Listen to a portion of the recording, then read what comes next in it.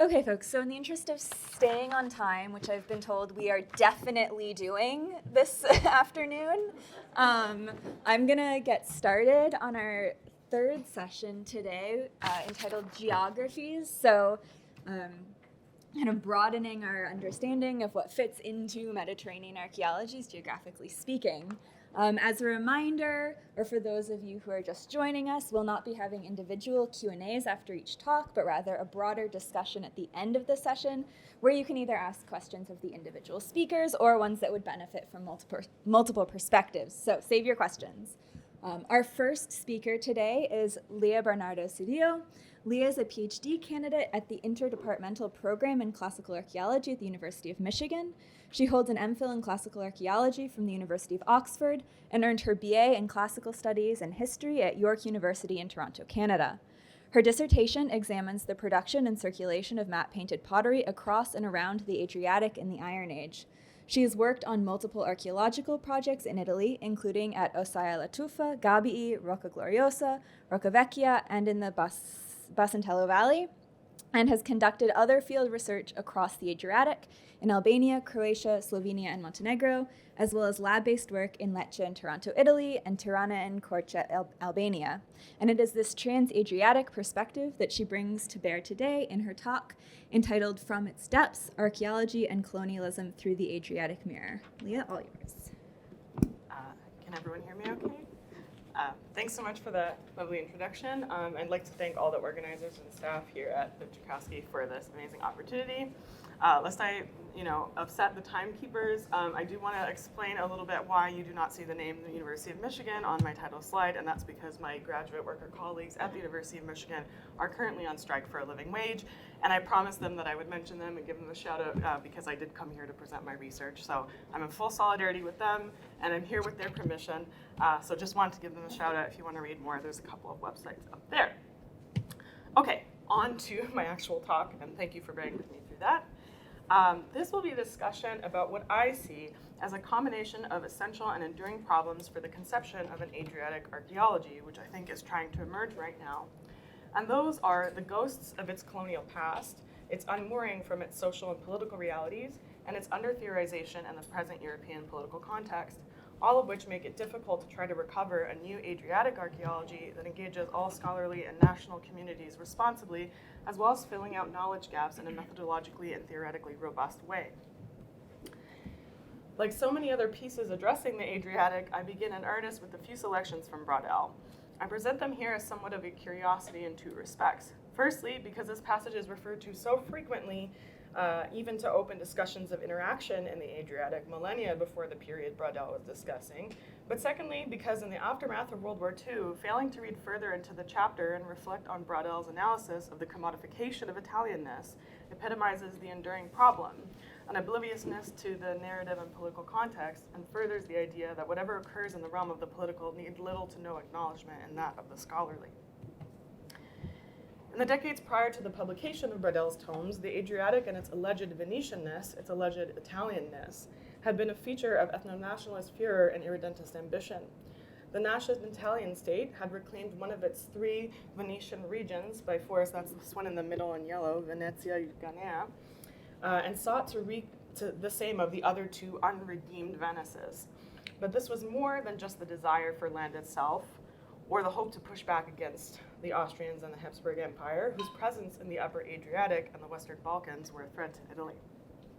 As became clear once Italy attempted to claim territory in the Upper and Middle Adriatic through the signing of the Treaty of London and the entry in the First World War on the side of the Entente, and especially clear during the interwar episodes of occupation, forced Italianization, and ethnic violence targeting their Adriatic neighbors, a strictly Italian Adriatic was an ultimate goal. These were not matters confined to the political and military realm. The discourses of Adriatic irredentism, fascism, and colonialism were undeniably entangled with antiquity as much as they were with the extent of Venice's former control of much of the Adriatic. Concerns about the ability for other states to encroach upon Italy clearly underpin the flexing of power in South Adriatic contexts. One such example is the founding of Italian schools in Albania to compete with the Austrian and Greek schools, and another is Italy's aspirations over the port of Lara in the South Adriatic, which would offer a key point for controlling access to the Strait of Otranto and thus the entire sea. But this justification was also couched in ancient historical and archaeological terms. As Italy worked to establish its fifth imperial shore on the Eastern Adriatic, it differentiated between the nature of the peoples of the Eastern Adriatic, whom they argued they had the right to Italianize.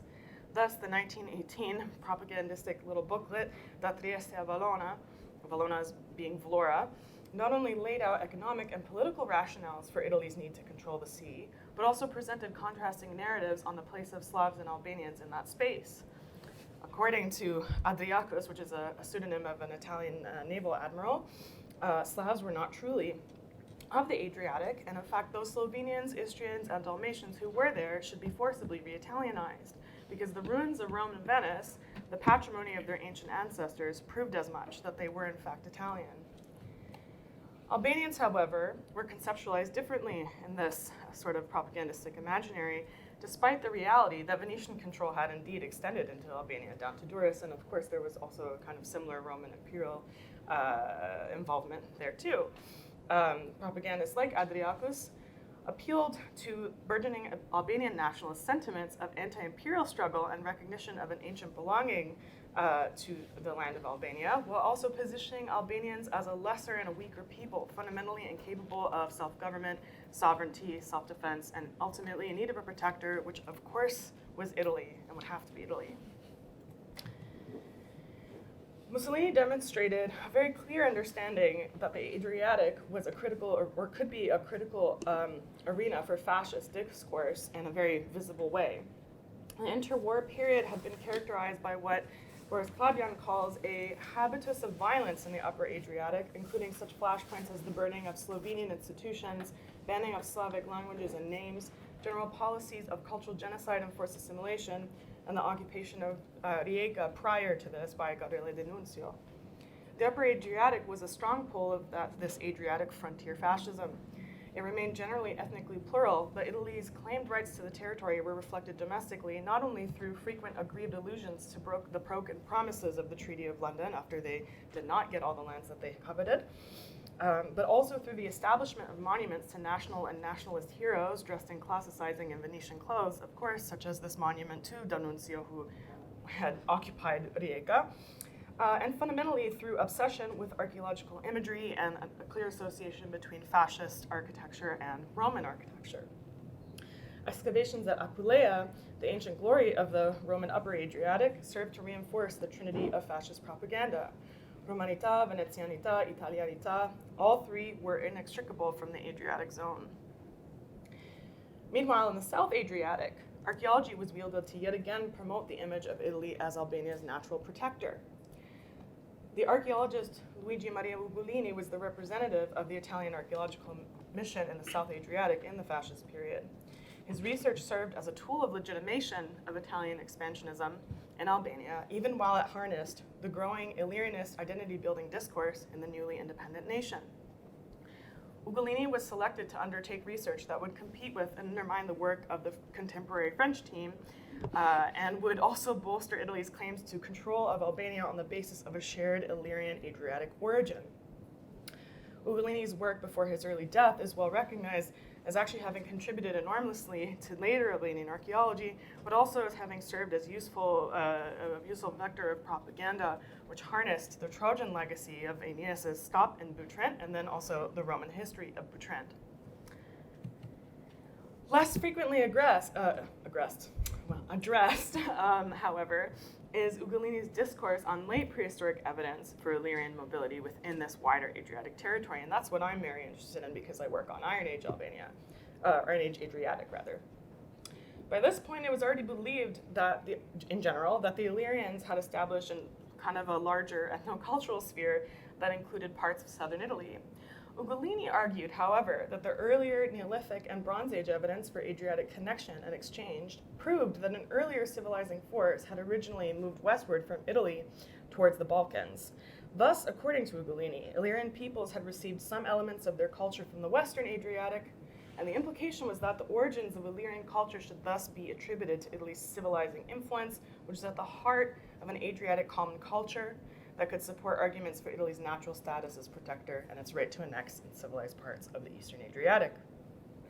The invasion of Albania in 1939 and Yugoslavia in 1940 were essentially natural conclusions of the effort to position Italy as claiming status as a rightful inheritor of Adriatic dominance via their Venetian and Roman forebears. The end of the Second World War and the fascist period, and ultimately the victory of the resistance and the Allies, marked the onset of a new phase in Adriatic archaeology, one that suffered from some amnesia, to be frank. In the post-war context of multinational tragedy following the redrawing of upper Adriatic borders and mass forced population transfer, the 1950s and 60s ushered in an era of alternating tensions and attempts at normalizing relations. Yugoslavia was essentially not aligned in the context of the Cold War, and that was something that Western academic and cultural institutions were eager to exploit and to take advantage of. Archaeologists in both Albania and Yugoslavia had been at this time very focused on internal and very continental perspectives and on archaeology focused on their indigenous groups, which bolstered sort of emergent nationalist narratives in this kind of period of nation building. And this led to the development of models of ethnic continuity from antiquity to the present period that remained entrenched in national imaginaries into the 20th century. Additionally, these countries also kind of came into the sphere of UNESCO, which had interest in demarginalizing Balkan archaeologies and bringing them into global discourses as a reminder that this part of the world was essential to kind of the European community. And so in the 1960s and 70s, UNESCO and the Association Internationale d'Études du Sud-Est Européen, or the AIESEE, held a series of workshops in a number of Balkan cities, usually capital cities or nice seaside coastal cities, to provide a forum for local scholars to present their work and bridge East and West. And of course, other academic organizations and institutions were engaging in these efforts. And it's in this context that Italian archaeologists like Lo Schiavo, pictured here, and Peroni, also pictured here, so Lo Schiavo at the top, Peroni at the bottom here, we're engaging with people like Šime Batović, who's at the sort of middle center, and kind of entering into this dialogue and trying to kind of bridge the Adrian archaeology, because they were the seen as the indigenous ancestors of the modern Albanian population. So they attended these workshops in the Balkans and also were frequently guests at the annual conference of archaeology in Taranto. And they shared the stage with Peroni yet again, and then also with Francesco D'Andrea, whose work at Otranto was of great interest because of the discovery of some imported matte-painted pottery. Because of those discoveries, and then also because of the presence of matte-painted pottery in other parts of southern Italy, the common interpretation was that this pottery was a sign of a significant Illyrian migration to Italy. And this served multiple purposes. It conceived of an Illyrian-wide dominance in the Adriatic, which was of interest of Albanians and to Albanians and also to Hoxha, but also tried to perhaps find a way to engage with Albanian archaeologists on somewhat of a more amicable level. The identification of Illyrian material culture traits and even of Illyrian ethnic groups in Southeast Italy has been as enduring as the Adriatic Koine narrative. One can open a book written in the last decade and find reference to the Illyrian origins of all of the peoples of Southeast Italy. This is beyond an issue of under-exploration of tricky and problematic ethnic descriptors. It's also a sign of a lack of contextualization of the narratives that have come through the decades about the Adriatic.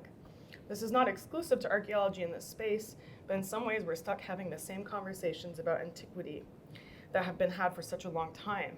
A common identity in a space that offers high connectivity, but is in fact rather fractured. Okay, I'm jumping ahead into the present day. It's perhaps not a surprise that we're in a new stage of Adriatic cooperations, and the collapse of Yugoslavia and in the Balkans, and then also the series of wars that followed, and then also the kind of new political spaces occupied by the countries of Croatia and Slovenia as they kind of completed their EU accession, has spurred new attention towards Adriatic littorals and attempted recovery of heritages previously ignored or denied, because much of the focus in these periods of nation building were continental. They were inward towards the Balkans, towards Belgrade, and kind of ignoring the specificities of, I guess, coastal life. The accession of these countries into the EU has created a number of new opportunities for collaboration between scholars and cultural heritage professionals, and importantly, new opportunities for funding and supporting transnational initiatives. This has been most notable in the tourism and cultural heritage spheres. But there's also a newly strong impulse for Croatian and Slovenian archaeologists to allow their research to sustain this general effort, and it's created important opportunities for the sharing of new and robust research, most of which is actually open access. But in some ways, this impulse also leads to a dampening of that research, because with each new exciting article about the Iron Age Eastern Adriatic comes new evidence for the complexity of connection and culture in the space, but this evidence is then interpreted as a sign of the Adriatic koine, a sameness. So I question, what exactly does it mean to talk about a sameness without acknowledging the context for the birth of that narrative, and an attempt to kind of push past it and to really theorize our data, noticing that this conclusion should not be a conclusion at all, but a starting point. It's somewhat disappointing. Like in Antiquity, the South Adriatic is actually really different in what's going on here as well. So a lot of this discussion is occurring in the Upper and Middle Adriatic in terms of this kind of new unity that's being promoted a lot, the new narrative of a new koine. So most of the people using the term Adriatic koine very frequently now tend to be people working in the Upper or Middle Adriatic. This is not so in the South Adriatic. I think this is because of the kind of extra post-colonial anxieties that come through in the South Adriatic for a variety of reasons. There was the different nature of the annexation of Albania, and there were also the kind of the difficulties between Italians and Albanians when a number of Albanian refugees were coming into Italy through Puglia across the Adriatic in the 90s. But Albanians also occupy double status in that they were colonial, they're post-colonial subjects, but also they're also possibly the most easily assimilated into Italy because of their close proximity and because of their frequent exposure to Italian media. So there's actually a bit of anxiety here that I think needs to be resolved if we're actually going to embark on an Adriatic archaeology in all parts of the Adriatic that are going to engage communities responsibly and create transnational efforts. I think we need to look through what I called the Adriatic mirror, the mirror that people are kind of looking at themselves through, but we need to break it. We need to actually start pushing through, creating a window. And some solutions to that are to actually start collaborating in earnest with people on the other side. So I'm speaking obviously as someone coming from North America, but someone who typically works in Italy. New projects should be started that engage both sides of the Adriatic, that have collaborators that are treated with equal status, and that North Americans and Western Europeans coming into this context should also be very mindful, especially if we have elements of our projects that are going to engage local communities. Young people in these communities really do want to collaborate. They have a lot of very open access material, and they need to be in the room together with us. There should also be very hyper-local studies that take account of the really specific dynamics in certain parts of the Adriatic to try to put together our larger whole. This is going to require cooperation between all the Adriatic countries and all the people working in every part of that sea. And not to do a little bit of self-promotion or a promotion of another person, but Julia, who's in the room now, is actually starting a project this summer with an Albanian co-PI and a lot of engagement with cultural heritage in Albania. So I think that this is actually the way that we can move forward to try to create a better Adriatic archaeology that's more robust and that can kind of zoom in order to get the data that will allow us to understand the complexity of this space in prehistory, and also something that will allow us some acknowledgement of where this discipline has come from and where it can continue to go. And I think it's going to be really great because it's an amazing space with amazing archaeology. Thank you.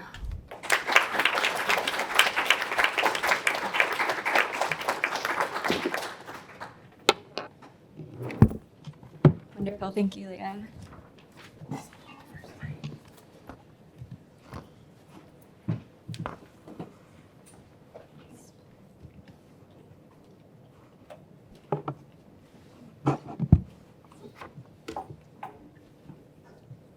see if I can get this going.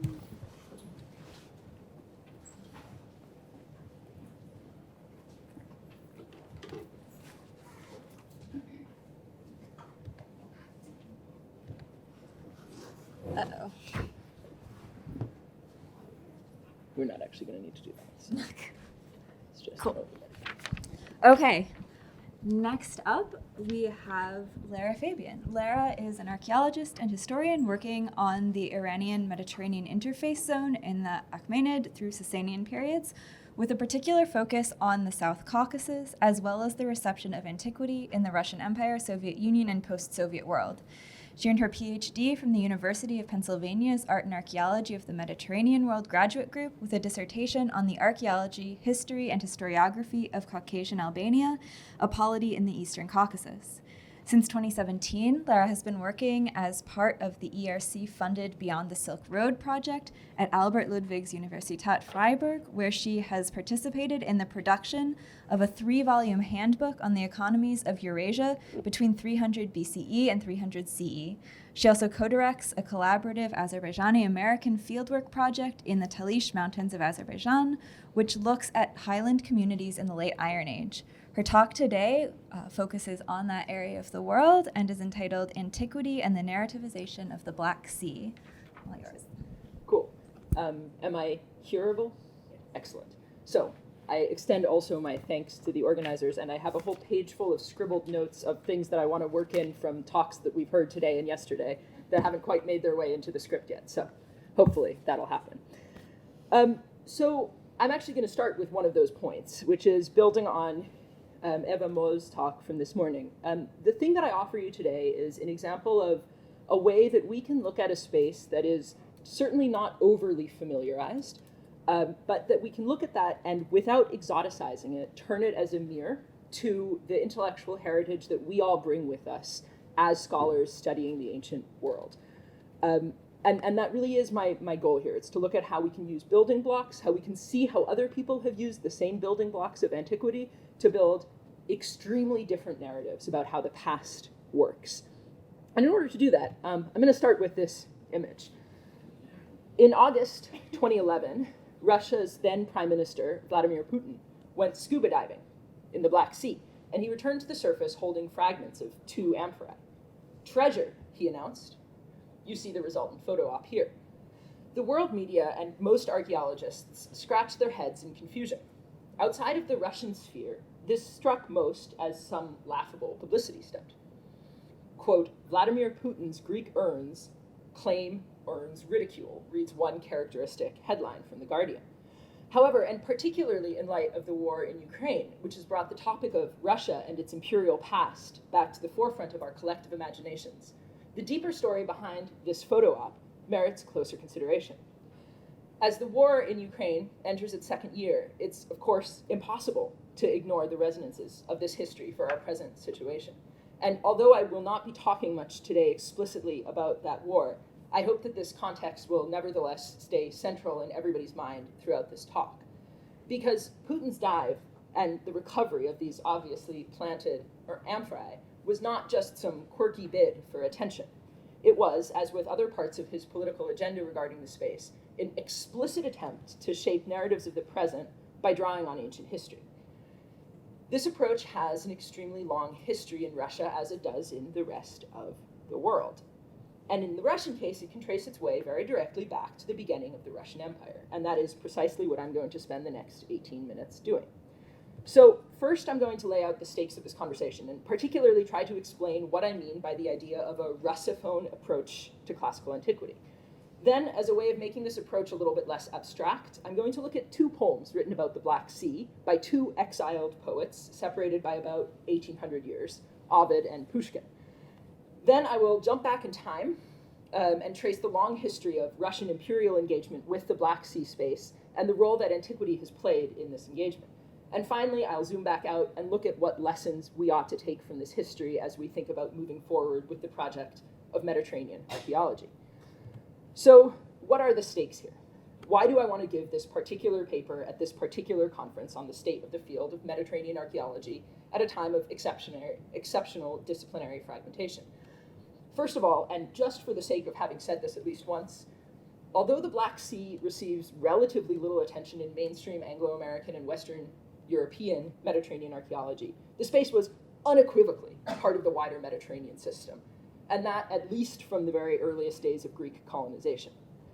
This is also the site of a really rich nexus of mythology from the ancient world. It's the place of Prometheus's imprisonment, of Medea's sorrows, and of Jason's Argonautic adventurism, which you see here depicted in a statue from the Georgian city of Batumi.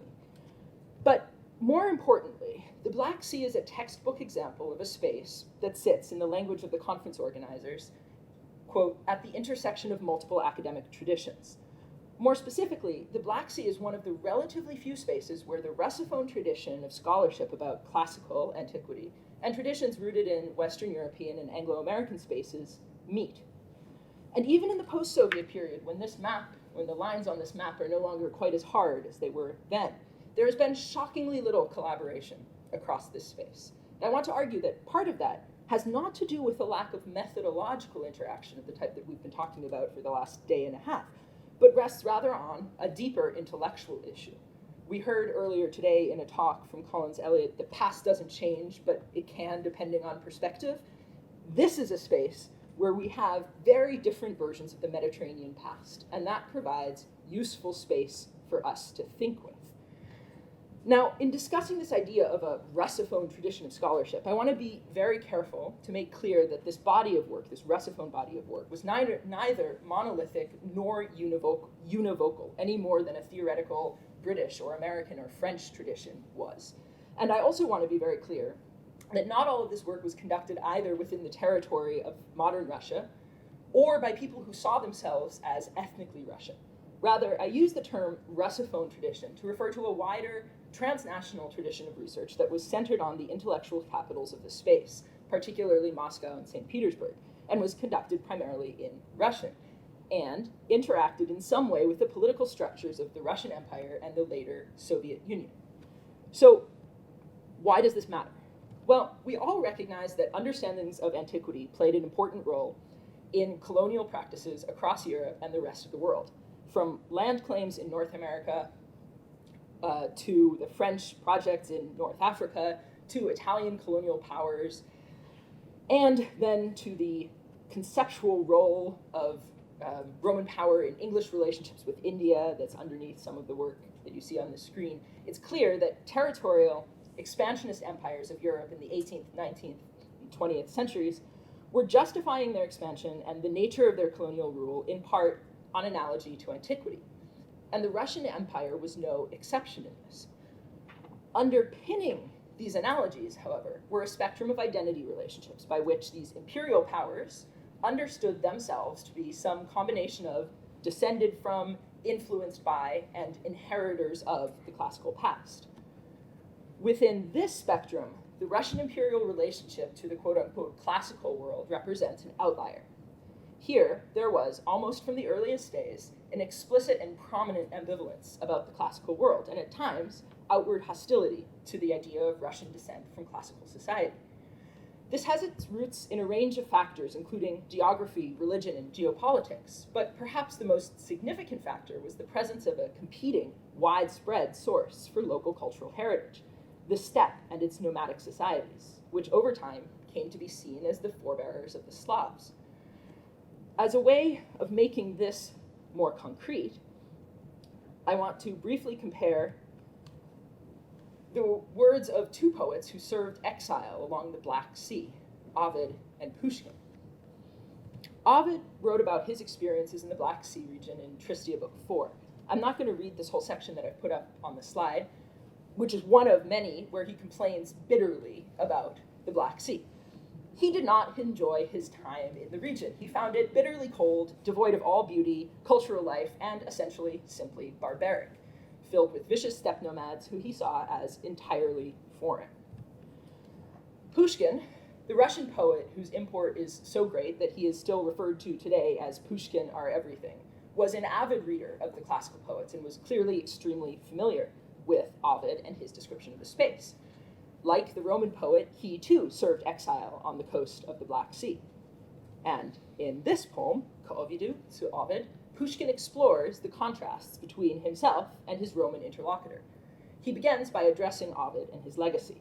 Ovid, I have lived near the quiet shores to which you once brought your banished gods. In a section that I have not shown here on the screen, Pushkin then layers his perception of the zone over Ovid's. Although Ovid characterized his exilic land as a snowy wilderness, Pushkin found the winter storms entirely normal, and in fact, rather brief and warm. In a sense, Pushkin plays with the inversion, the geographic inversion, of the authorial relationships to the Pontic, south from Pushkin's own home, but north from Ovid's. Pushkin is not without sympathy for Ovid, but neither does he entirely identify with him. He writes, and this is the last stanza, as a severe Slav, I have not shed any tears, but I understand them. A self-willed exile, not really true, he was actually sent into exile. Unsatisfied with the world, life, and myself, I, with a meditative spirit, have now visited this land where you once lived out a sad eternity. The challenges that faced Pushkin as he tried to layer his experiences over Ovid's demonstrates the fundamental difficulty facing Russian intellectuals confronting antiquity. How could these severe Slavs articulate their place with respect to classical models of the past, while at the same time embracing their Slavic heritage? And it's this tension that's fundamental to Russophone approaches to classical antiquity, to the Mediterranean world, and it offers a productive space for us in thinking about the various ways that the Mediterranean world can feature in modern national narratives. To pick up on this idea from French's talk yesterday, this idea of a methodological collaboration, what I want to raise today here is this conceptual question. What happens when we reconsider the foundational narratives, as we heard in another talk this morning? Or what happens when our foundational narratives are just really different? Fundamentally, because of the complexity of identity production in the region, the Black Sea in the Russophone space was always a place of dialectics rather than dichotomies. We always had multiple cultural players. We had classical antiquity, we had the steppes, we had local populations. And as such, it offers a window into the tremendous flexibility of the ancient world in the context of modern post-imperial contexts. It gives us then food for thought. So, I'm now going to take us back to the start of the story and chart the development quite quickly over time with a focus on the role that the Black Sea has played. Our best starting point, as with basically all things that have to do with the Russian Empire, is Peter the Great, who engaged in a deliberate and explicit program to constitute his Russian Empire as part of the European community. His reign served as a moment of crystallization for the debate about Russian self-perception that has continued for subsequent centuries. Was Russia fundamentally a Western European power? And if so, in what ways? However, and also as with most things in the Russian Empire, it is a problem to actually begin the story with Peter the Great, because this is a debate that traces itself far back into history. We find, for example, in the medieval traditions of the Orthodox Church, the Slavic Church, a prophecy that's dated to sometime in the early 16th century by a monk from the Great Duchy of Muscovy, the predecessor to Peter the Great's Russian Empire. This prophecy, known as the Third Rome prophecy, is part of the Translatio Imperii tradition. It positions Muscovy as the Third Rome, having assumed the title from the first two Romes. The Third Rome trope was intended to encourage the Muscovite court, which had fallen in its religious observance, to stricter, better religious observance, so that they might live up to their potential. It did not find much favor in the period, and it fell out of use quite quickly, but its existence demonstrates that already in the 15th, 16th century, there was an interest in antiquity among at least some of Russia's elite and a desire to represent Russia's contemporary reality in this shared mytho-historic language of European past. So for his part, Peter the Great made his opinion about the inherent Europeanness of Russia quite explicit. One brilliant example of this came on October 22nd, 1721, when the emperor held a ceremony in St. Petersburg to constitute officially the Russian Empire, transforming it from the former Tsardom. During the ceremony, he was hailed by the Russian Senate, in those terms, Using the language imported clearly from Rome, he was addressed as the Pater Patriae of Russia. Beyond the symbolism of his reign, it was also under Peter the Great that the groundwork was laid for what would become, over the course of the 18th century, an extremely active research program about antiquity, including things like founding the Imperial Academy and museums. This work, however, as you see from the map on the screen, did not include most of the Pontic sphere, which at the time of Peter's death in 1725 was still outside of the Russian Empire. So we now skip over several decades in the mid-18th century with relatively conservative successors, and we pick up with Catherine the Great, who presided over the dramatic consolidation of the Russian Empire in the North Black Sea in the second half of the 18th century. She was a complete Philhellene. She named one of her grandsons Constantine. She calls him Constantine II in her private letters. She issues coins upon his birth that link him iconographically to Constantine the Great. And then there was her very controversial Greek project intended to develop a new Christian capital at Istanbul after partitioning the Ottoman Empire between Russia and the Habsburgs. The plan, which is generally considered to have been poorly thought out and extremely far-fetched, never advanced, but its symbolism is nevertheless significant. Well, Peter the Great's reforms brought the study of European classical monuments to Petersburg. It was in the time of Catherine the Great that a domestic, an отечественная, study of ancient history truly began, which overlapped with the flowering of Russian classicism and eventually the works of authors like Pushkin. The domestication of classical studies allowed interest in antiquity to transform from an esoteric science within the Imperial Academy into wider academic circles and eventually into popular discourse. The late 18th century also marked the beginning of archaeological excavation of classical sites located on Russian soil for the first time. This work commenced only after Catherine the Great's Russo-Turkish War, which ended in 74, which led to the Russian acquisition of the coastal territories of Crimea and elsewhere along the Black Sea, opening the floodgates of research into Russia's very own ancient classical heritage. Much of this fieldwork was, as in other regions of the modern empires, was conducted by military officials, and the quality ranged from extremely careful, really rigorous landscape survey to outright grave robbing. Then, with the expansion of Russian imperial control in this period, in the 19th century, archaeological and scholarly work in frontier spaces, including in the Black Sea, grew rapidly. And it has been said by one of the scholars of Russian archaeology that the modern discipline of Russian archaeology formed and grew just as the archaeology of the borderlands, as the archaeology of the frontier. And each frontier provided scholars with a chance to develop a new set of connections between themselves and Russia's many pasts. And this is one of the structural features of Russian imperialism that differentiates it from a lot of other European imperialisms. This was not foreign imperialism, it was imperialism of turning your own frontiers into your territory. The rich connections to the Mediterranean world found at sites along the Black Sea were then reformulated as justifications for Russian expansionist activities. The most clear examples of this come when we consider post-classical material.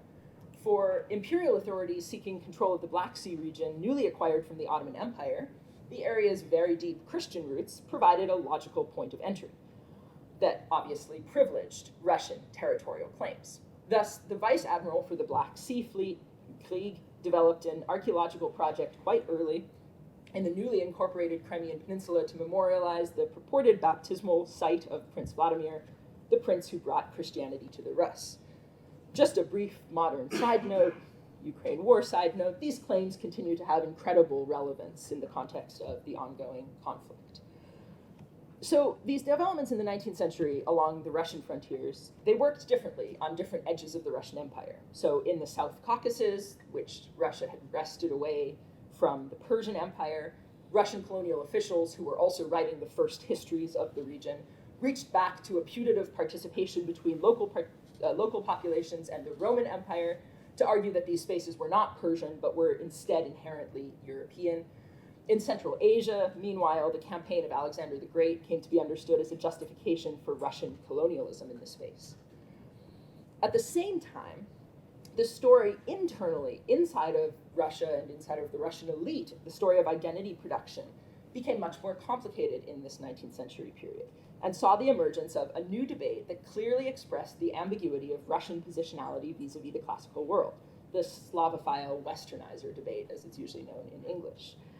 These acephalous and heterodox movements, the Slavophile and Westernizers, pitted elites with a Western gaze against those who valorized the pre-imperial past and the putatively pure Slavic roots, Slavophiles. The Slavophiles, holding to a narrative of Slavic descent, believed that it was harmful for Russia to follow Western developmental models. They argued that older collectivist Slavic practices should guide the next stage of Russian progress rather than imported individualistic European paradigms. Westernizers, in contrast, blamed what they saw as Russia's cultural stagnation on its fractious medieval history and especially the Mongol invasions. For them, a path to a stronger Russia lay in the adaptation of European intellectual and practical administrative frameworks. This was fundamentally a debate about Russia's future, but it was also one that interacted with its past, namely in the discussion of the connection between the ancient steppe population and the Slavs.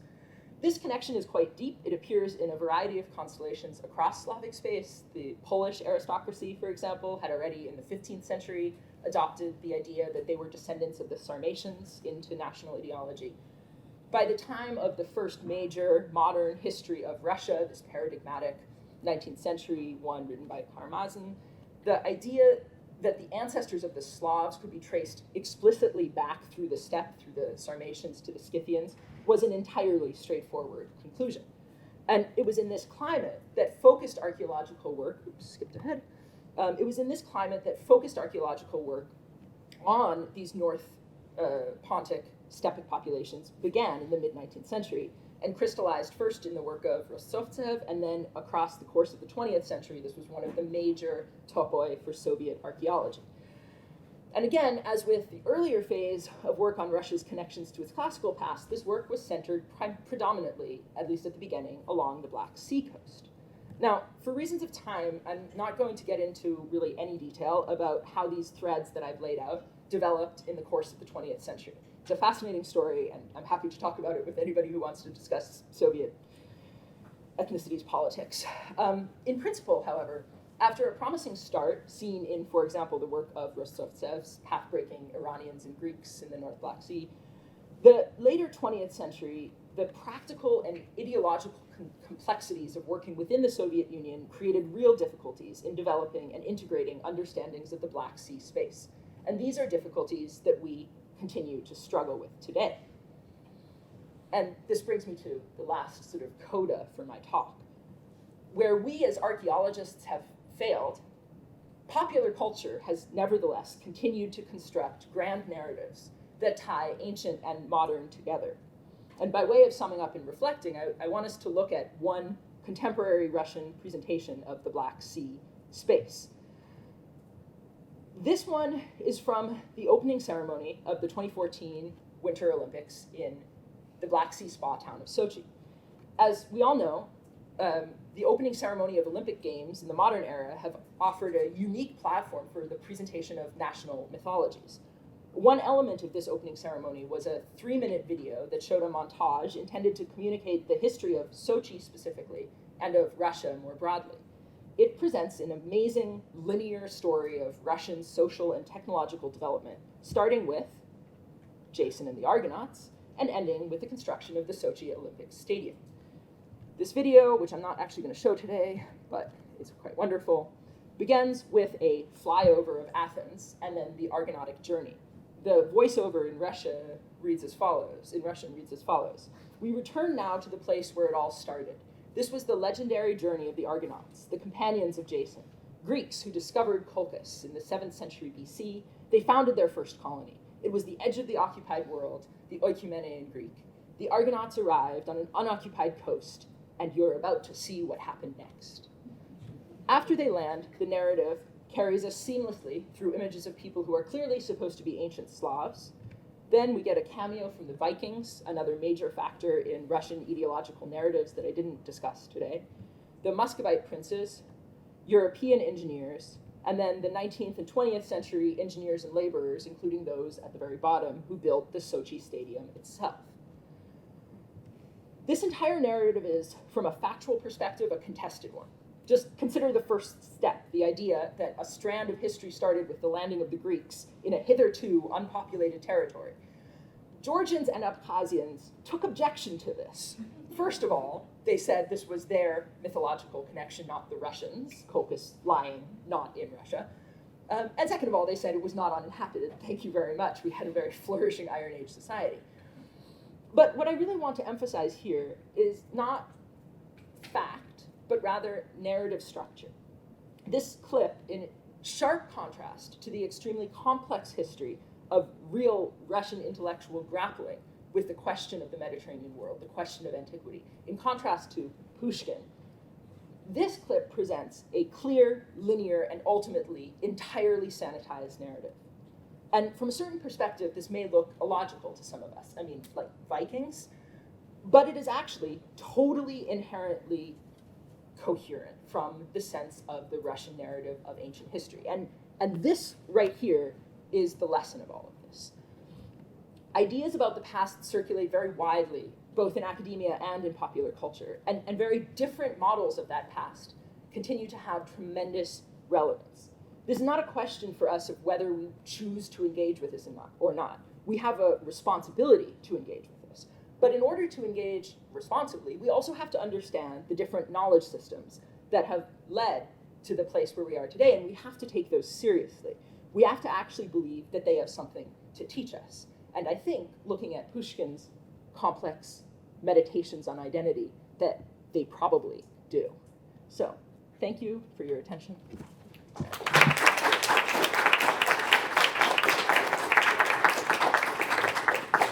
Thank you so much. Yeah. We've got one more talk in this session. We've got 3 instead of the 2 of the rest. Pull this up. Oh, I dropped the microphone. I walked away. It's not going to work. Okay. As we do the microphone handoff.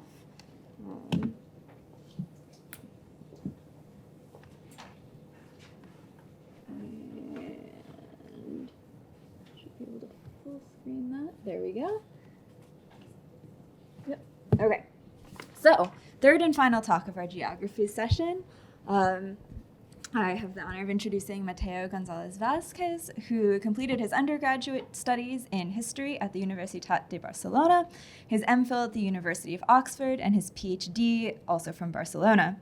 He has been a visiting scholar here at the Joukowsky Institute, as well as at the Université Paul Valéry Montpellier and Cincinnati. Currently, Mateo is a postdoctoral researcher at the Universität Trier in Germany, working on a DFG-funded project that explores maritime connectivity in the Mediterranean during classical antiquity, and is a co-PI on the 4-year project Contact Landscapes and Rural Communities around Emporion, 10th through 2nd centuries BC. He co-directs work at several sites in La Scala by Semporta and has been a member of the archaeological mission team at Monte Testaccio in Rome since 2011. His research is focused on the history and archaeology of the Western Mediterranean, with a particular interest in economic structures, local responses, and imperial power mechanisms from the Iron Age to the Roman era. These interests will bring our geography session over to the Western Mediterranean, specifically the Iberian Peninsula, in a paper co-written with Ana Delgado Hervás from the Universitat Pompeu Fabra, entitled Uncovering the Past and Present of Mediterranean Rural Landscapes, A View from the Iberian Peninsula. Thank you, Anna, for the introduction, and thank you, the organizers, for giving me the opportunity to present our research today. As you can see, we are 2 people on the slide, Ana Delgado Hervás and myself. Ana Delgado, based in Pompeu Fabra University in Barcelona, and I spent most of my short career in Barcelona as well. And believe it or not, Ana and I met here at Brown, thanks to Peter.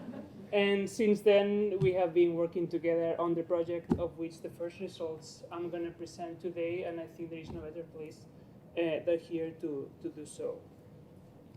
In recent years, Mediterranean archaeology has seen an increased focus on rural landscapes. Thanks to rescue archaeology and non-invasive techniques, we have learned much about peasant communities, their lifestyles, and how they manage their land.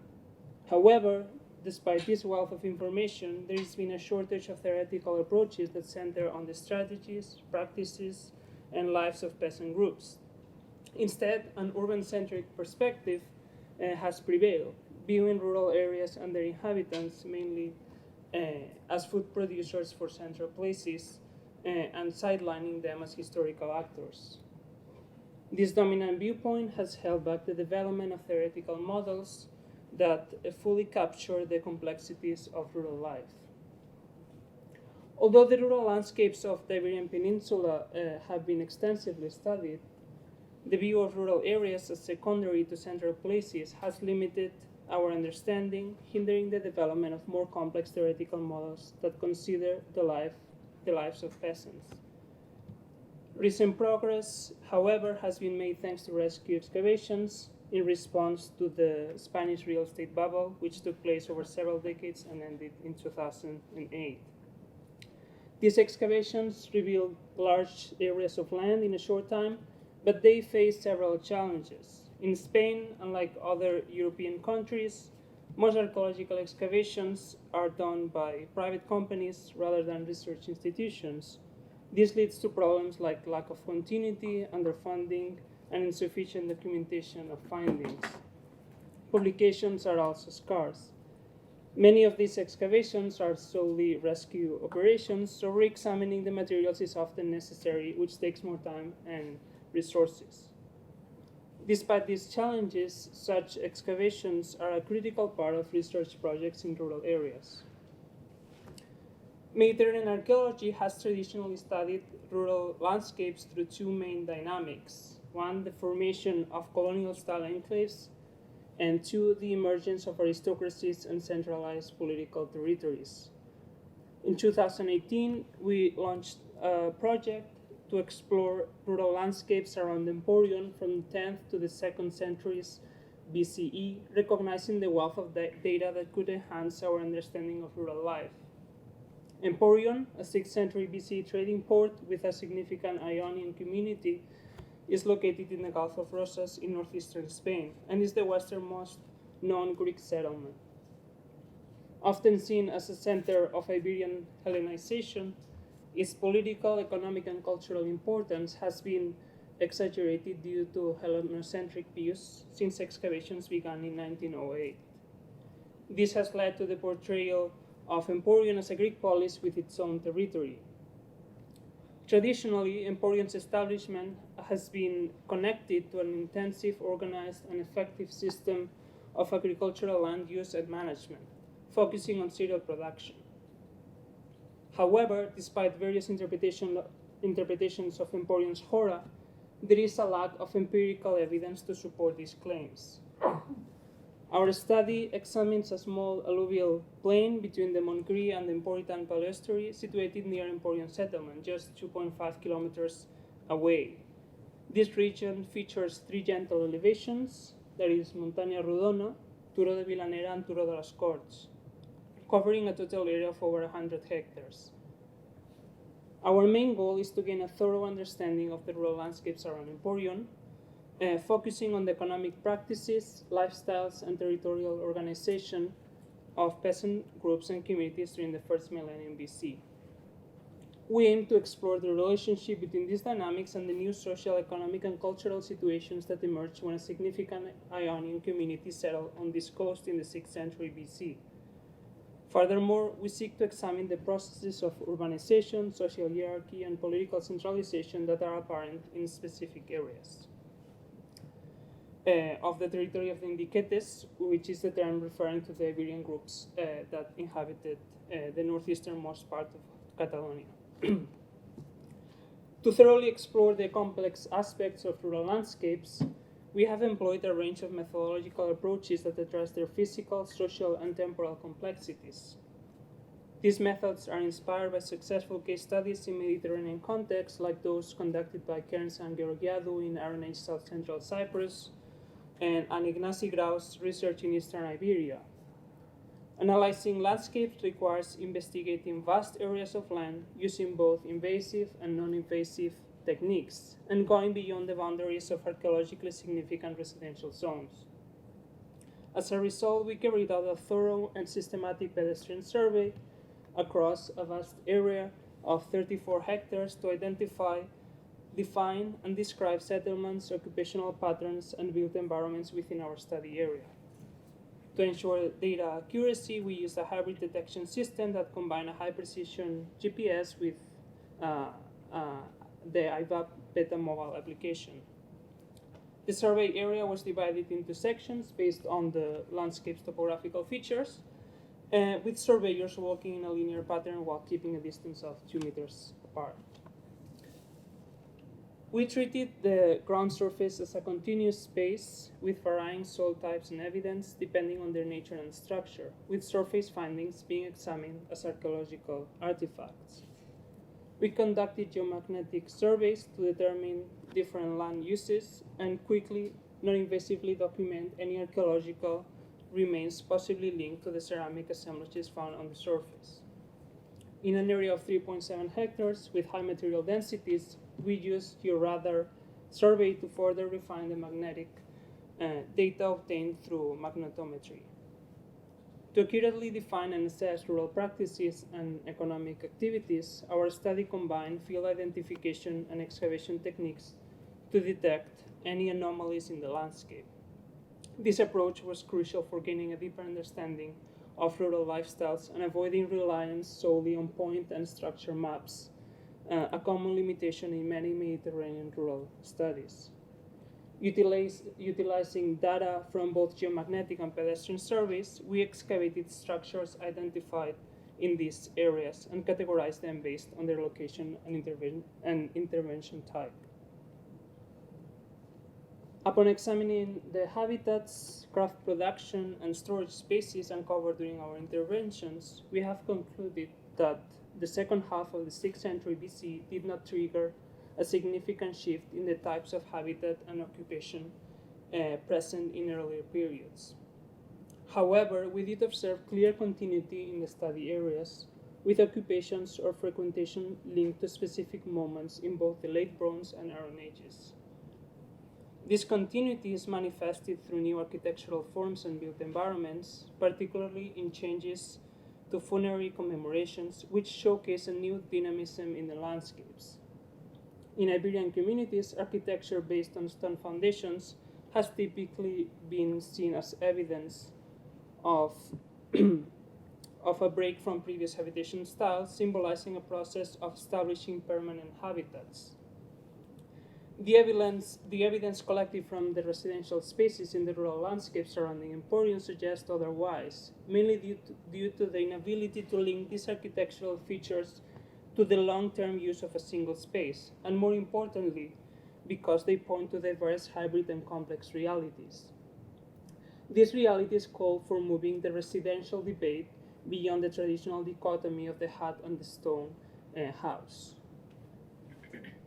During the year 2021, we conducted extensive work on the hill of Pilanera, which led to the identification and excavation of a building constructed on a stone foundation.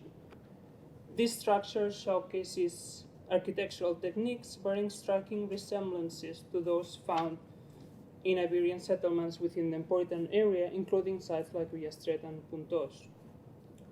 The structure measures 13 meters long and 4.9 meters wide, with a southern orientation and 3 distinct architectural zones. While similar site structures exist in the area, this building is unique due to its apsidal shape, common during the Late Bronze and Early Iron Age in the Empordà region, but not during the Iberian period. This building shows remarkable continuity in customs and ways of life rooted in regional traditions from earlier periods. The structure's composition, spatial arrangement, and spacious apsidal floor plan suggest the preservation of architectural styles common in earlier times. Its location, built upon an area reserved for ancestral burial and cult activities, further emphasizes the inhabitants' respect for the past. Burial sites dating back to 4500 BCE indicate that the location held cultural significance for an extended period. This occupation has a relatively short lifespan, likely limited to 1 or 2 generations, and involves frequent microdisplacements of groups of peasants or small rural communities. Neighboring structures extend beyond the excavated area, emphasizing the building's importance in the local landscape. In certain historical contexts, customary practices of occupation and abandonment involve relocating nuclei or habitats over short distances, usually no more than a few hundred meters. As a result, wandering or shifting settlements were formed, creating an archaeological assemblage resembling a dispersed habitat. These practices are closely tied to the life cycle of the household and domestic group and can maintain a group or community's continuity, identity, memory, and effective land and territory management over time. The micro-movements inherent in these occupation and abandonment practices serve to sustain the communal fabric between generations. Adhering to these practices allowed communities to preserve their cultural identity, create a historical legacy, and foster a profound sense of attachment to their land. Additionally, this practice contributed to the long-term sustainability of land management by ensuring soil quality was maintained and rejuvenated over time. The settlement forms underlying the various occupations of limited extent and duration observed at locations such as Montaña Rodona and Las Corts may be related to these settlement practices. Our survey of Montaña Rodona uncovered wall structures and a large quantity of ceramic materials from the early Iron Age and Iberian periods. Additionally, we discovered a dark structure which we interpret as a possible storage facility, specifically a silo, though its chronological placement remains uncertain. At Turó de las Corts, the presence of handmade pottery is particularly noteworthy, dating back to the late Bronze Age, early Iron Age. These ceramics are concentrated near Parrallí, where a small necropolis from the 9th and 8th centuries BCE and a small late Bronze, early Iron Age habitation zone were previously excavated. Associated with this concentration, a basalt millstone was identified, suggesting activities related to cereal processing, likely connected to a habitation area. As for the Iberian period materials, we found a significant assemblage of wheel-made pottery, primarily consisting of fragments of commonware and amphora, along with some iron slag fragments and remnants of kiln walls. These findings are consistent with the presence of a small rural exploitation during the Iberian period. These occupations were short-lived, and the buildings were not always constructed using stone material, with sizable open spaces surrounding them. The low sedimentation levels in the occupation layers of the Iberian phase indicate a persistence of lifestyles from earlier times. Continuity in the use and occupation of these landscapes resulted from small movements accompanying the abandonment and closure of previous buildings and occupations. This suggests that local groups became more prominent in the territorial dynamics and evolving social, political, and economic relations that emerged in these areas after a Greek community was established in the region. To better understand these settlements, further excavation of these sites and obtaining sequences with greater chronological precision may be necessary. When analyzing the architectural features of a building, it is crucial to consider its intended functions. In the northeastern Iberian region, rural habitats have traditionally been viewed as functional areas with well-defined purposes within a politically hierarchical area controlled by an urban center.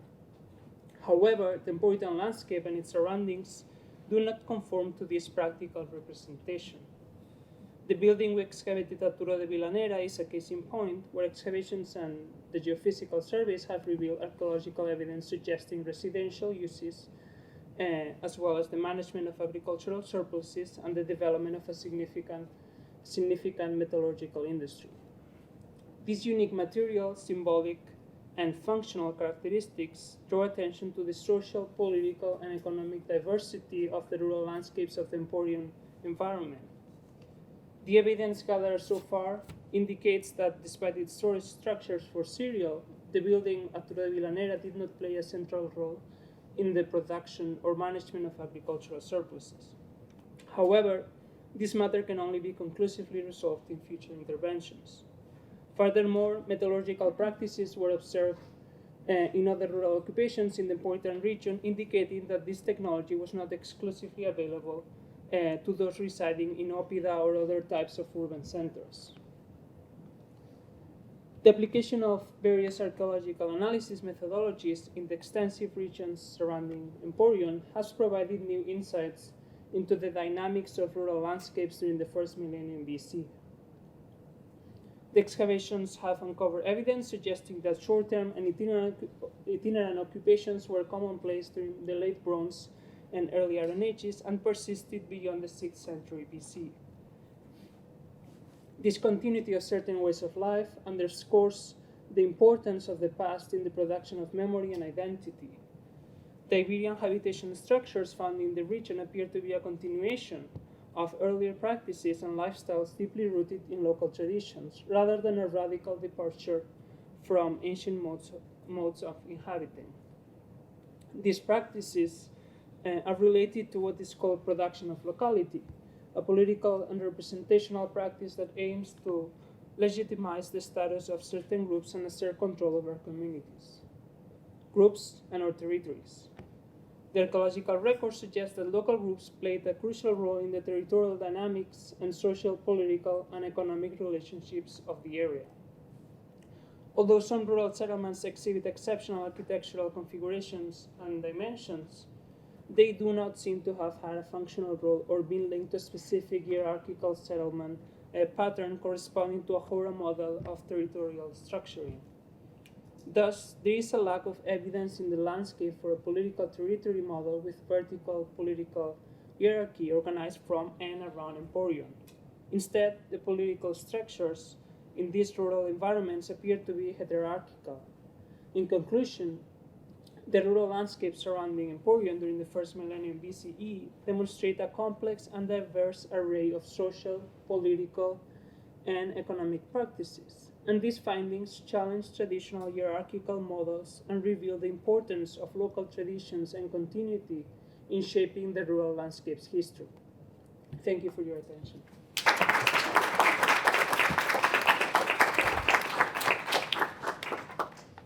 Great. And now we have some time for Q&As with all of our speakers. Mateo, if you want to switch off your microphone, I will flip it out for this so you guys can pass it around. Do we have any questions to get us started?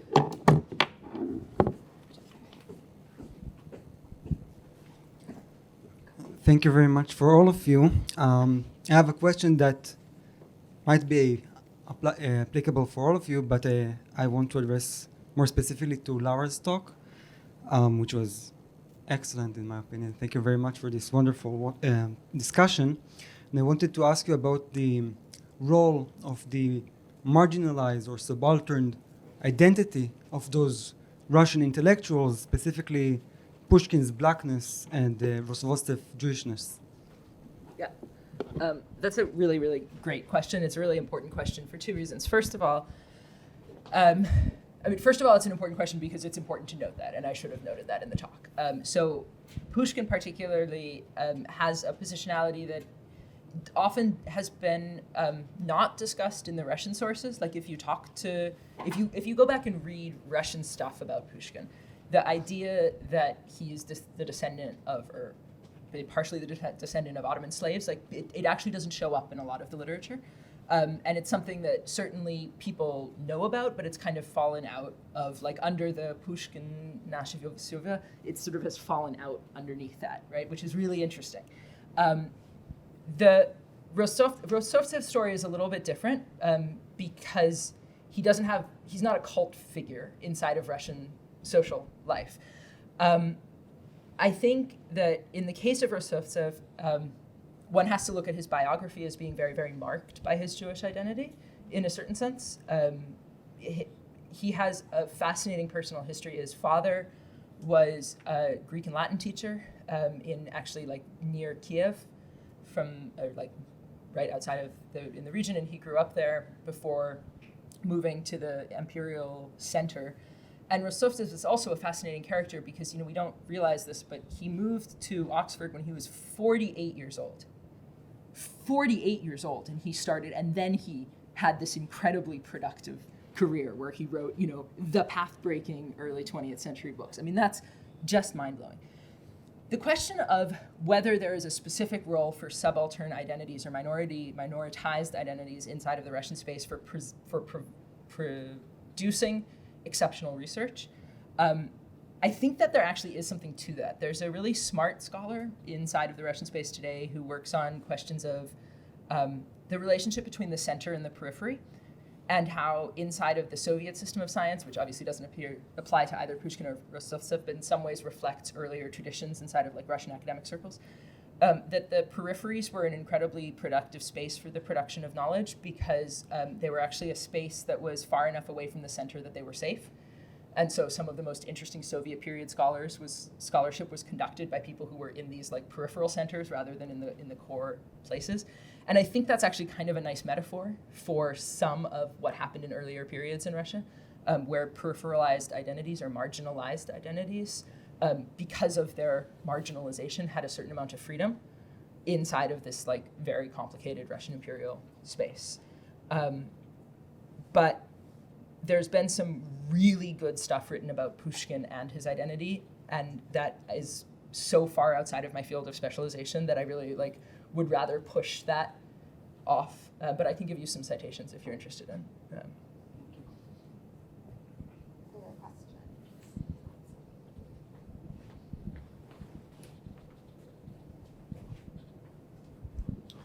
Thank you. I have a question for Lara as well. I wonder if you want to comment on another narrative of the Black Sea, the geopolitical narrative of the competition between the Byzantine or South and the northern Black Sea, because it seems to me that one of the realities is this oscillation and debate over cultural influence, cultural hegemony, and political hegemony. In fact, it's a debate that still dominates part of the discussion about understanding the Black Sea. I wonder if you would like to add to that in any way. Yeah, I can add to that super succinctly, which I'll do.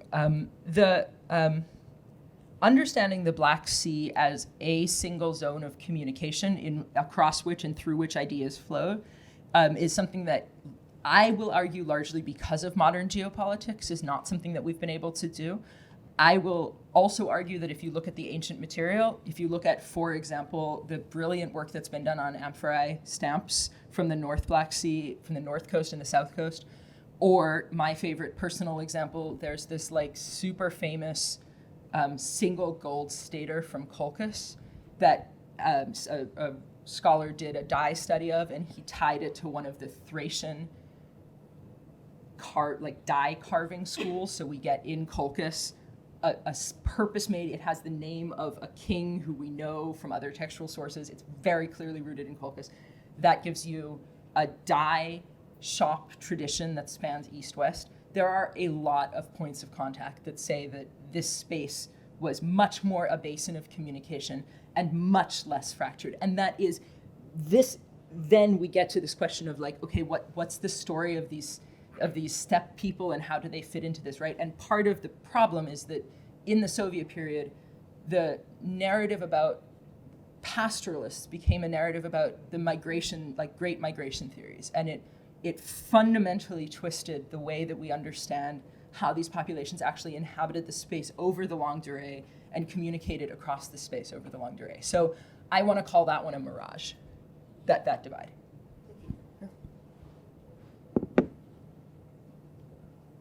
Anyone else? We've got plenty of time, so. That's good.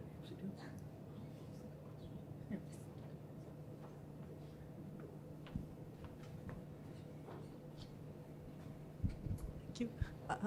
Thank you all three for the fantastic presentations. I had a question for Leah because I was curious about, so I found, of course, the long-term outlook of how political processes influence how we do archaeology in the Adriatic.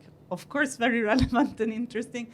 But I was more curious about something that you mentioned en passant about what's happening generationally in the present. So that I think you didn't really have time to address fully, which is what's happening now between the older generation of scholars and your generation who's starting to do Adriatic archaeology, particularly with reference to the north-south divide of the Adriatic?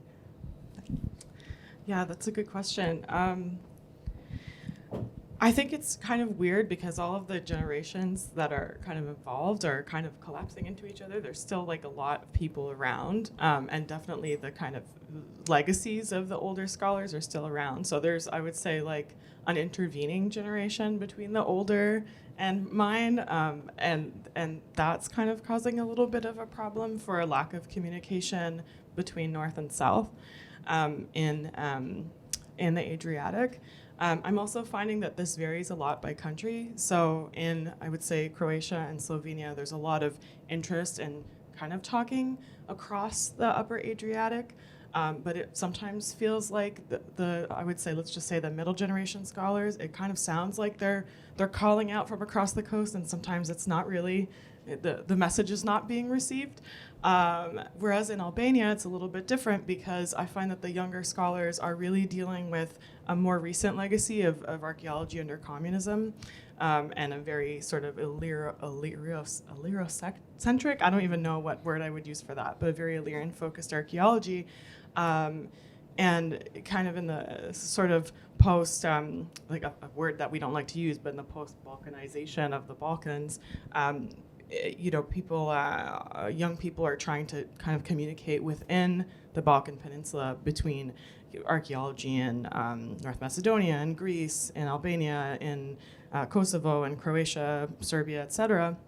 But actually there's not much looking across the Adriatic, save by a few people.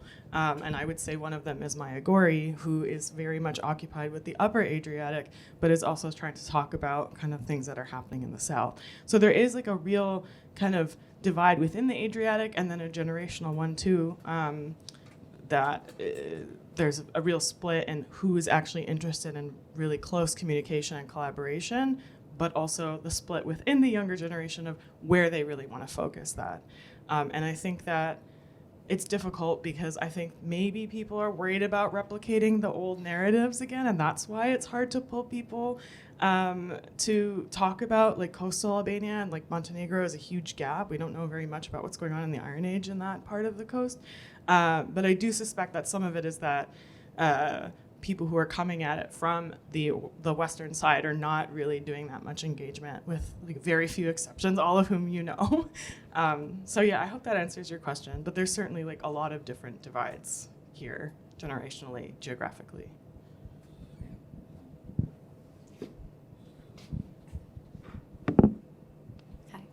Thank you, all three of you, for such wonderful presentations. And just to balance it out, I have a question for Mateo and about the Iberian Peninsula.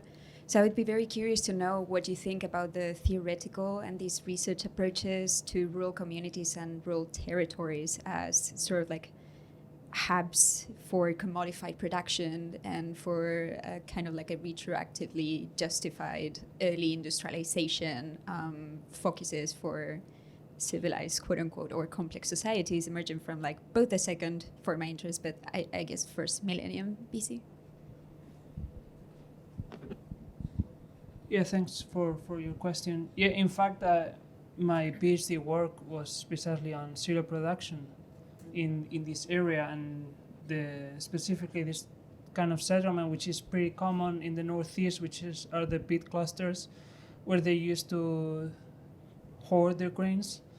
And yeah, even when these pit clusters are found in the center of like far from the coast, in areas maybe 200 kilometers inland, they always try to find a way of associating it with the coastal sites, be it through rivers or through weird explanations that have nothing to do with the actual empirical evidence.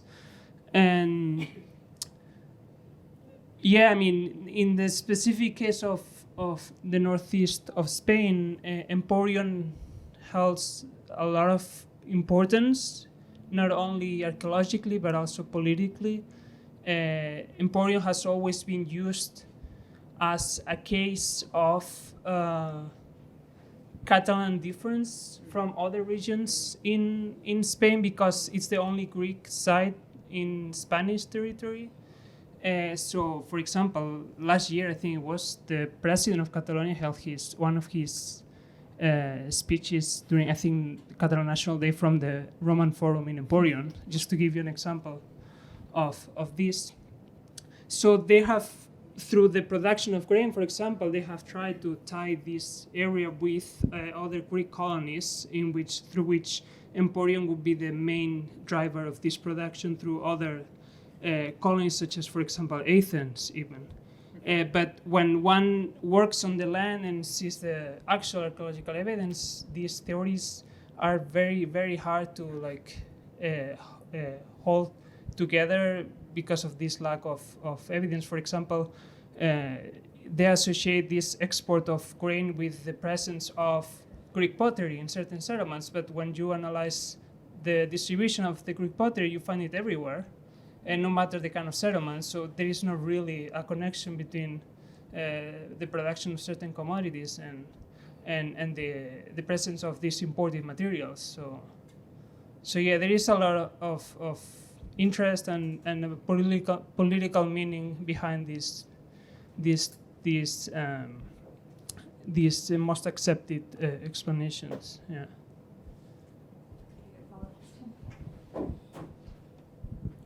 Thank you. Thanks to all three of you. I really enjoyed all of those. I want to ask Mateo something on a sort of specific detail that you. So you began, it struck me, by talking about the sort of role of commercial archaeology in Spain these days, and then you sort of emphasized the separation, in particular between them. But sort of then it struck me, particularly sort of looking at the screen here, where you've clearly been working with a sort of a commercial company as well.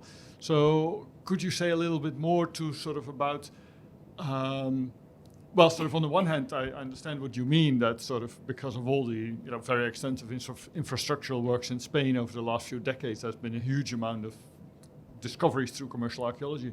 But to what level is there a collaboration between academic and commercial archaeology as well? Is that something new or?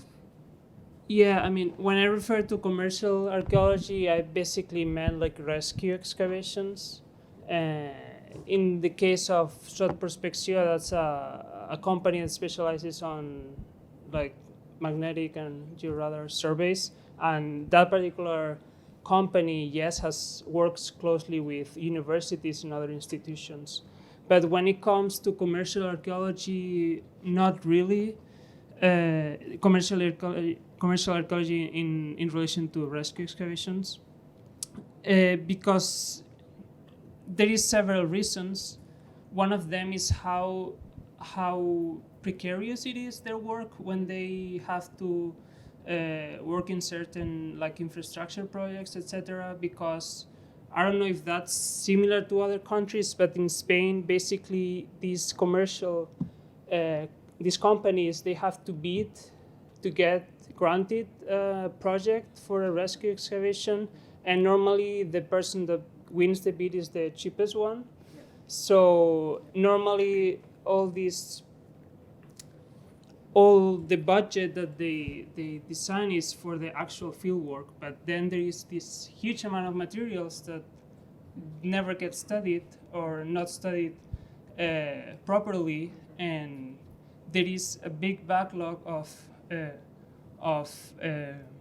material culture that is sitting in storage areas and not being studied at all. And another problem is that the archaeological reports, there is no real control on what is acceptable as an archaeological report deriving from a rescue excavation. So you find great archaeological reports that can perfectly be used for research, and others that just not. And which is, I worked between southern France and northeast Spain, and one can see the difference that when one looks at an archaeological report from the INRAP, for example, you know what to expect, and they all more or less follow the same procedures, and they have the same structures. Whereas in Spain, it depends on the company that worked on that project. And unfortunately, there isn't really any collaborative work between commercial archaeology and university research that I know of, no.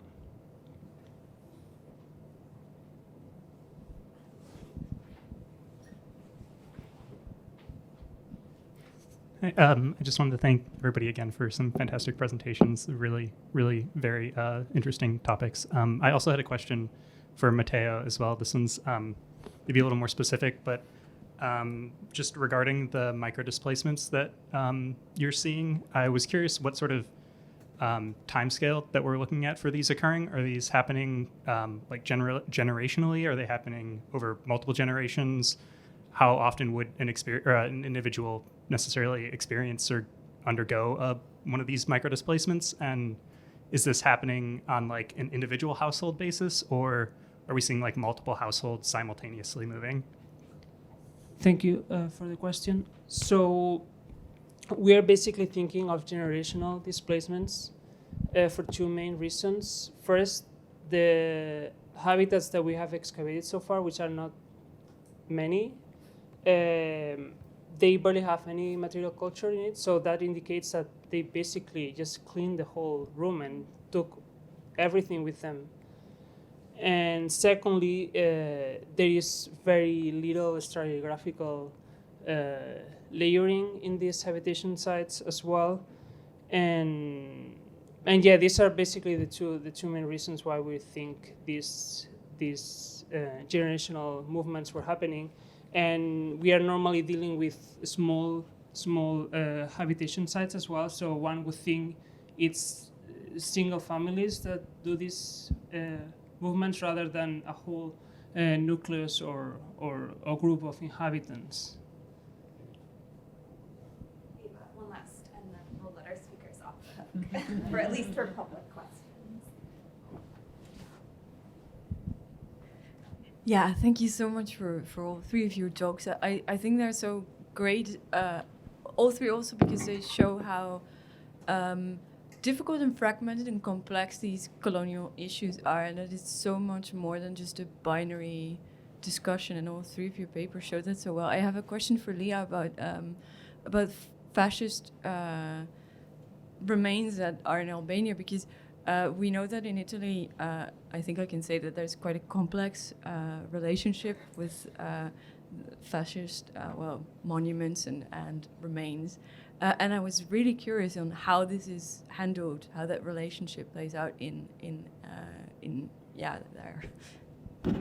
Yeah, so this is something that I generally, as a baseline, don't know a lot about, but between the time I've spent in Albania and then the little bit that I have read, it's kind of a strange relationship because a really good example is that there was a national theater that was just recently destroyed in Tirana, and it was a fascist-era building that they were very protective of, in fact.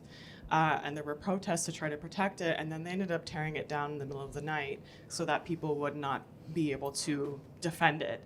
And there was quite an uproar about it. I wasn't in the country at the time. I actually can't even remember when that happened, but it was in the last few years. And they're very protective and proud of these buildings. So even the Institute of Archaeology is in like this area in the city that is full of fascist architecture.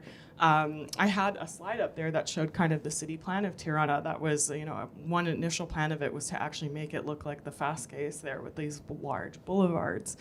And I'm not sure exactly how to interpret the protectiveness of it, because I think that people have a complex relationship with it because it does tie them to Italy, and they have like a very specific conflicting relationship with Italy, but there's like a distance from, I think, the point of kind of thinking through that and acknowledging it, because they're still reckoning with the long communist dictatorship in between. And so there's kind of it's not that they want to go back to that period, but they also have like a good positive, mostly, relationship with Italy now, and they saw it as like an aspirational place because they were getting media through that period.